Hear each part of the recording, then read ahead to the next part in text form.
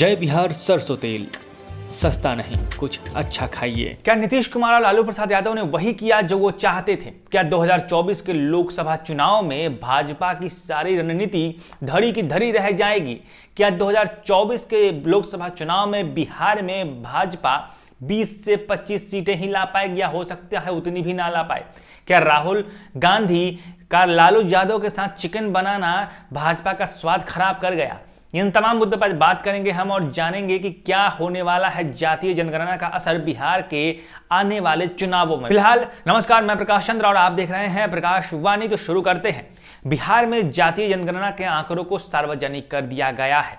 आपको बता दें, ये सारी चीजें बताने से पहले जरूरी है कि आपको थोड़ा पहले की कहानी बताई जाए। आपको पता हो, लगभग हफ्ते भर पहले राज्यसभा सांसद मनोज झा सदन में खड़े होकर ठाकुर का कुआं कविता पढ़ देते हैं, जिसके बाद ठाकुर विवाद पनपता है और लगातार आनंद मोहन के बेटे चेतन आनंद की तरफ से सबसे पहली प्रतिक्रिया आती है, जिसमें वो आनंद मोहन को काफी कुछ खरी खोटी सुना देते हैं। समाजवाद के नाम पर दोगलापन न करने तक जैसे शब्दों का इस्तेमाल किया जाता है। उसके बाद भाजपा एक तरफा एकदम से पूरे ठाकुर स्वाभिमान के साथ सड़कों पर उतरती है। इनकम टैक्स के चौराहे पर भाजपा के जो दल होता है वो जाकर नीतीश कुमार लालू प्रसाद यादव का पुतला फूंकता है और उसके बाद से जो होता है वो सारे बिहार में देखा गया है, सारी मीडिया चैनलों ने उसको कवर किया है।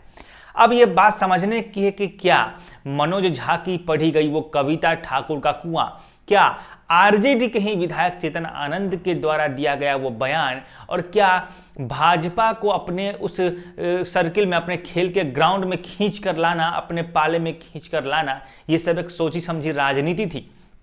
तो जैसा कयास लगाए जा रहे हैं और जो मीडिया के अंदरूनी मामलों में डिस्कस हो रहा था, ऐसा लग रहा था कि ये समझा सोचा समझा प्लान था, लालू प्रसाद यादव का प्लान था, जो भाजपा को क्लीन बोल्ड कर गया।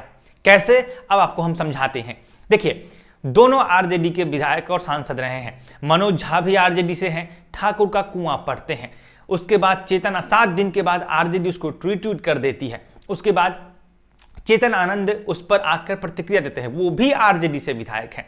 अब उसके बाद लगे हाथ आनंद मोहन भी ताबड़तोड़ मीडिया को बयान देते हैं, जिसमें वो आनंद मोहन पर जमकर गरजते हैं। आनंद मोहन की जो भाषा होती है उस वक्त कि मार दूंगा, जुबान खींच के फेंक दूंगा, तमाम तरह की जो भाषा है, भाजपा इसी भाषा का इस्तेमाल करती है। भाजपा के जितने भी नेता से हमने बयान लिया है, चाहे वो भाजपा के प्रवक्ता हो या कोई नेता ही रहे हो, उन सब ने वही भाषा का इस्तेमाल किया ठाकुरों के सम्मान में, जो भाषा आनंद मोहन ने इस्तेमाल किया था। कहा जा रहा था कि हो सकता है आनंद मोहन भाजपा की तरफ जाए। तो लालू प्रसाद का पूरा परिवार राजपूतों का अपमान करते आया है और आज जो है वोट के लिए व्याकुल है। ये कहने पर लोकसभा में उन्होंने बयान दिया, अगर मैं लोकसभा में रहता तो उनका जबान बंद कर देता, अगर मैं संसद में रहता तो मैं वहीं जबान बंद कर देता। ये तो आनंद सिंह ने भी कहा है। आनंद मोहन ने क्या कहा वो मैं नहीं जानता हूँ, लेकिन मैं जबान बंद कर देता हूं उनका। एक चीज देखा जा रहा है, भाजपा की जो इस पे बयान आ रहे हैं और आनंद मोहन के बयान में काफी सिमिलरिटी है। स्वागत करने की तैयारी तो नहीं कर रहे हैं? देखिए, हम सबका साथ, सबका विकास और सबके प्रयास मंत्र पर चलने वाले लोग हैं, लेकिन दोगली राजनीति भाजपा नहीं करती है। लेकिन आपको बता दें कि इन तमाम प्रश्न जो कयास थे उन पर एक साथ क्वेश्चन मार्क था, जो अब फुल स्टॉप हो गया है। आज नीतीश कुमार से मिलने आनंद मोहन उनके आवास पर पहुंचे थे, जिसके बाद जब ये बैठक खत्म होती है और उसका नीतीश कुमार लालू राबड़ी के आवास पर पहुंचते हैं, वहां पे कुछ बातें होती हैं। तो कहीं ना कहीं जो बातें चली आ रही थी कि क्या आनंद मोहन बीजेपी में जा सकते हैं, उस पर फिलहाल फुल स्टॉप लग गया है। क्योंकि अगर जाना होता तो लालू प्रसाद यादव ने जिस तरीके से आनंद मोहन को दरकिनार किया था और मिलने गए थे, आनंद मोहन गेट पे पहुंचे थे दरवाजे पर, फिर भी लालू प्रसाद यादव उनसे नहीं मिले थे। जब ठाकुरों के पक्ष में आनंद मोहन बयान दे रहे थे, तब भी लालू प्रसाद यादव ने कड़ी टिप्पणी की थी, कही थी अपना चेहरा देख ले पहले। तो आनंद मोहन को लालू प्रसाद यादव ने जरा सा भी भाव नहीं दिया था और फिर भी आनंद मोहन लगातार बोले जा रहे थे। अब समझ में आ रहा है कि क्या खेल चला है। देखिए, जातिगत विभेद उत्पन्न किया गया, जानबूझकर ठाकुरों का मुद्दा उछाला गया। उसके बाद बिहार में एक पूरे बिहार के स्तर पर ठाकुर वर्सेस ब्राह्मण कह लीजिए या फिर ठाकुर वर्सेस अदर कास्ट कह लीजिए, एक माहौल क्रिएट किया गया और जिसके बाद लोगों को, भाजपा भी उस खेमे में कूद गई। भाजपा ने जैसे ही ठाकुर विवाद का समर्थन में, आनंद मोहन के समर्थन में या फिर यूं कह लीजिए कि ठाकुरों के समर्थन में जब उतरी और पुतले फूंकने शुरू किए, पटना में पोस्टर लगा दिए गए, आम जनमानस में एक खबर चली गई, एक मैसेज पहुंच गया कि ठाकुरों के पक्ष में भाजपा, यानी भाजपा की जो मानसिकता है वो एक सवर्ण मानसिकता है। ये तो पहले से जाहिर है, लेकिन ये एक फिर से स्पष्ट संदेश गया कि भाजपा की मानसिकता सवर्णों की मानसिकता है, क्योंकि बिहार में ठाकुर हजाम भी लगाते हैं, बिहार में ठाकुर और भी कई बैकवर्ड कास्ट है जो लगाते हैं, बिहार में ठाकुर भूमियार भी लगाते हैं। लेकिन ठाकुरों के पक्ष में जब बीजेपी उतरी और आनंद मोहन के पक्ष में उतरी और उनकी भाषा वही क्षत्रियों वाली थी, तो बिहार के जनमानस में क्लियर कट मैसेज गया कि भाजपा सवर्ण मानसिकता वाली सोच की पार्टी है। और इसी के ठीक 2 दिन बाद या 2-3 दिन के बाद महागठबंधन की सरकार ने, नीतीश कुमार की सरकार ने जातीय जनगणना के आंकड़े सार्वजनिक कर दिए। सोचिएगा, बीजेपी के बारे में एक मानसिकता फैल गई है कि बीजेपी ठाकुरों का समर्थन कर रही है, बीजेपी स्वर्ण मानसिकता वाली पार्टी है, बिहार में खासकर ये मैसेज गया। उसके 2 दिन बाद ही जातीय जनगणना के आंकड़े आ गए, जिसमें क्लियर कर कहा गया कि राजपूतों की संख्या, जिस ठाकुर को के लिए वो बीजेपी लड़ रही है, वो संख्या मात्र 3.4% है। लीजिए, अब बीजेपी फंस गई है, पूरी तरीके से फंस गई है, क्योंकि जो पिछड़ों की जो संख्या पर बीजेपी वोट बैंक करती आई है। अच्छा, एक चीज और देखिएगा, लालू प्रसाद यादव ने कितनी सफाई से आंकड़े जारी किए हैं, ये सोचने वाली बात है। यादवों के पूरे कम्युनिटी को, अहीर हो गया, यादव हो गए, ग्वाला हो गए, या फिर यादवों की जितनी बिरादरी होती है अलग अलग, उन सब का एक क्यूमुलेटिव आंकड़ा पेश किया गया है, जिसमें यादव 14% दिखाए गए हैं।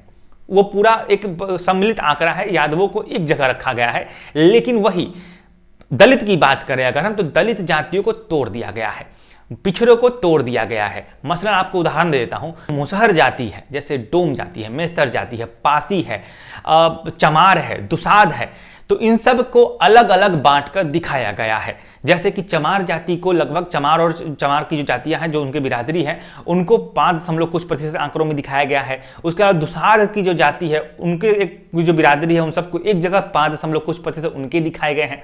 पासी जाति लगभग 1% है, मुसहर जाति लगभग 3% के आसपास है। तो इन सब को अगर मिलाते हैं तो दलित जाति का जो कुल आंकड़ा मिलता है वो लगभग 16% के आसपास आता है, या उससे ज्यादा भी आए, क्योंकि दलित की बहुत सारी जातियां हैं, उनको बांट दिया गया है। तो जब तक ये पता ना होगी कौन जाति दलित है, उनकी एक पूरी लिस्टिंग करनी होगी, उसके बाद उन जातियों को जोड़ना पड़ेगा। लेकिन आपको एक फैक्ट बताते हैं कि 2011 की जनगणना में जो बिहार में जातियां थी, जो दलित जातियां थी, वो 16% थी।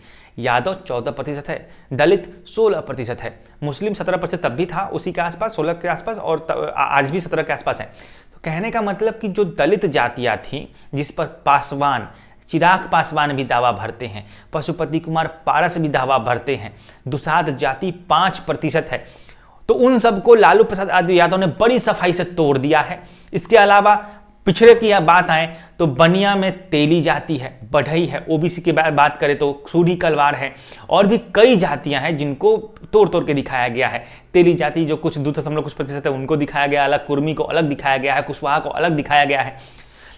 लेकिन अगर ओवरऑल पर्सपेक्टिव की बात करें तो जब ओबीसी की बात करते हैं, बिहार में ईबीसी प्लस पिछड़ा और अत्यंत पिछड़ा की बात होती है, बीसी और ईबीसी की बात होती है, तो दोनों को का जो आंकड़ा है वो लगभग 63% है। 24% के आसपास आया है, 27% के आसपास पिछड़े की जातियों की संख्या है, और 36% के आसपास आया है अत्यंत पिछड़ों की संख्या। दोनों को मिलाते हैं तो लगभग 63% के आसपास यह आंकड़ा पहुंच जाता है। तो कहीं ना कहीं देखा जाए तो लालू प्रसाद यादव के दिमाग में यह है कि बिहार में जातिगत अगर बात करेंगे तो किस बात को कहना है, किसको छुपा लेना है, और ये बात अब हर जगह उठ रहा है। हालांकि आंकड़ों पर हम ये नहीं कह रहे हैं कि गलत आंकड़े हैं, तमाम पार्टियां दावा कर रही हैं, लेकिन जो आंकड़े आए हैं उसमें लगभग, देखो बृहत स्तर पर जब भी कोई काम होता है तो 100% तो कुछ नहीं होता, लेकिन जो आंकड़े आए वो मिलते जुलते 2011 के जो आंकड़े थे उससे लमसम मैच कर रहे हैं। तो उतना बड़ा कोई उलटफेर नहीं होने वाला है अगर गणना दोबारा भी होती है तो। लेकिन जो बात निकल कर सामने आई है, लालू प्रसाद यादव ने जो दिखाया है वो फिर से अपने एमओआई समीकरण के साथ चिपके रहे हैं। उस पर उन्होंने बड़ी सफाई से काम किया है। मुस्लिमों को उन्होंने एक साथ रखा है, सीधे एक बार 17% का आंकड़ा दिखाया गया है। हालांकि मुस्लिमों का आंकड़ा अलग है, उसमें शेख के अलग हैं, अंसारियों के अलग है, लेकिन यादवों को उन्होंने एक जगह रखा है। 14% की बात करते हैं। और अब उन्होंने पिछड़ों को तोड़ दिया है, उन्होंने दलित को तोड़ दिया है, क्योंकि पासवान जाति जो है, पासवान के जो बेहतर लीडर हैं जो वोट लेके आते हैं वो बीजेपी के साथ हैं, तो उसको तोड़ दिया गया है। तो कहीं ना कहीं देखा जा रहा है कि अब क्या होगा, क्या ये जो ठाकुर का कुआं से जो विवाद चला था वो अब यहां आके रुका है, और बीजेपी की पहले इमेज को सवर्ण सपोर्टर के तौर पे प्रचारित किया जाता है। सवर्ण मानसिकता वाली पार्टी के तौर पे बीजेपी को पहले हल्का सा प्रोजेक्ट कर दिया जाता है। बीजेपी उस जाल में फंस जाती है और उसके बाद तुरंत बाद जातीय जनगणना के आंकड़े जारी कर दिए जाते हैं, जिसमें टोटल सवर्ण की संख्या 15% है, जो आदिकाल से कहा जा रहा है कि 15% वाले राज करेंगे और 85% वाले गुलामी करेंगे। ये कहावत बिहार में चलती रहती है। तो समझने की चीज है कि बीजेपी बैकफुट पे क्यों आई है, क्यों जातीय जनगणना अगर इतना ही आम चीज होता है, इतना ही नजरअंदाज करने वाली चीज होती, तो बिहार में जातीय जनगणना के आंकड़े जाहिर होते हैं और छत्तीसगढ़ में प्रधानमंत्री नरेंद्र मोदी को अपने चुनावी सभा में कहना पड़ता है कि हम गरीबी की जात को लेकर चलते हैं, हमारे नजर में एक ही जात है गरीबी। भैया भेदभाव गरीबी के नाम पे नहीं होता है, भेदभाव जाति के नाम पे हुआ है, तो योजनाएं उसी नाम पे बनती है। ये एक सर्वमान्य तर्क है। लेकिन फिर भी अगर ये जातीय जनगणना बीजेपी को उतना प्रभावित नहीं करती, अगर ये कोई बहुत बड़ा चीज नहीं होता, तो प्रधानमंत्री नरेंद्र मोदी को बिहार की जनगणना पर चर्चा करते हुए छत्तीसगढ़ में नहीं बोलना पड़ता।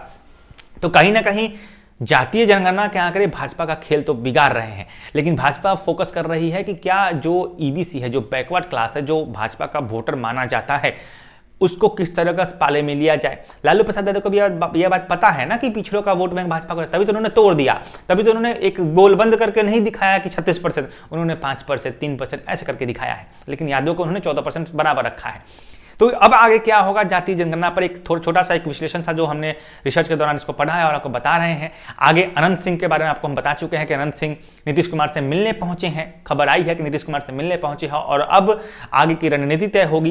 कहा जा रहा है कि वैशाली लोकसभा चुनाव से लवली आनंद को टिकट मिलने की उम्मीदें हैं, लेकिन राजपूतों की संख्या को देखते हुए, हालांकि देखिए विधायक का संख्या से कोई मतलब नहीं होता है, कौन सा विधायकों की संख्या अगर सदन में ज्यादा है तो इसका, क्योंकि विधायक की संख्या डिपेंड करती है वहां के भौगोलिक क्षेत्र में जो जनसंख्या है उस पर। मान लीजिए कि यादव बहुत है, बिहार में बहुत है, लेकिन वो सीमित क्षेत्र में है, तो जाहिर सी बात है उनकी सीटें कम होगी, एग्जाम्पल के तौर पे। लेकिन हो सकता है अगर कोई जाति है जो कम है लेकिन बृहद पैमाने पर बिहार में उसका विस्तार अच्छा है, तो हर जगह सीटें निकालने में कारगर होगी और वहां उनको टिकट दिया जाएगा। तो विधायकों की संख्या जातियों पर निर्भर नहीं करता, लेकिन हाँ मंत्रालय की संख्या, आरक्षण, ये सब जातियों की संख्या पर जरूर निर्भर करता है, जिस पर आगे बहस होगा, इस पर चर्चा होगी। फिलहाल काफी लंबा गया है। अगर आपने पूरा सुना है और आपको लग रहा है कि हमने जो आंकड़े दिए हैं उससे आप संतुष्ट हैं, या फिर आपके उसके बारे में आपके कुछ अलग तर्क हैं, आपके कुछ बयान हैं, जो भी है आप कुछ कहना चाहते हैं तो हमें कमेंट में जरूर बताइएगा। फिलहाल मैं प्रकाश चंद्रा, वीडियो अगर यूट्यूब पर देख रहे हैं तो चैनल को सब्सक्राइब कीजिए, प्यार दीजिए, और अगर वीडियो को आप फेसबुक पर देख रहे हैं तो पेज को सब्सक्राइब कर दीजिएगा। जुड़े रहिए हमारे साथ, देखते रहिए प्रकाशवाणी। धन्यवाद। नमस्कार दोस्तों, मैं प्रकाश चंद्रा और आप देख रहे हैं प्रकाशवाणी। जैसा कि त्योहारों का सीजन चल रहा है और हर कोई चाहता है कि उनके दुकान पर ज्यादा ग्राहक आए, उनका बिजनेस बढ़े, क्योंकि ये जो 3-4 महीने हैं, लगन होगा, उसके त्योहारों के बाद लगन आएगा और जम के लोग शॉपिंग करेंगे। तो इस मौके पर अगर आप चाहते हैं कि हम आपके दुकान, आपके ब्रांड का प्रचार कर दें, लोगों तक पहुंचा दें, हमारी व्यूअरशिप है, पिछले महीने हमने 10 लाख 1 मिलियन लोगों तक अपनी चैनल को पहुंचाया है, अपने वीडियोज को पहुंचाया है, वैसे भी 5 से 6 लाख व्यूअर हमारे पास हर महीने हैं। तो दोस्तों अगर आप चाहते हैं कि प्रकाशवाणी आपका प्रचार करे, आपके दुकान, आपके ब्रांड को लाखों दर्शकों तक पहुंचाए, तो हमसे संपर्क कीजिए। त्योहारों का सीजन है, कहीं देर ना हो जाए। प्रकाशवाणी से प्रचार करने के लिए दिए गए नंबर पर संपर्क कीजिए। जुड़े रहिए हमारे साथ, देखते रहिए प्रकाशवाणी। धन्यवाद।